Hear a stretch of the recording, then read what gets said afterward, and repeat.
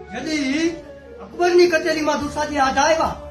અને સડપ ડગલા માંડ્યા તારણ ચોથો વેદ ગણપતિ વાતું કરે પાખે યાગમ વેદ જીવે વસાયમાં જોગણી એવો સિદ્ધ તારણ દુસાજી આજા અને અકબરની કચેરીમાં આવ્યા અને અકબરે કીધું કે આજા હે દુસાજી તમારો રાણો છે કેવો એની તો વાત કરો.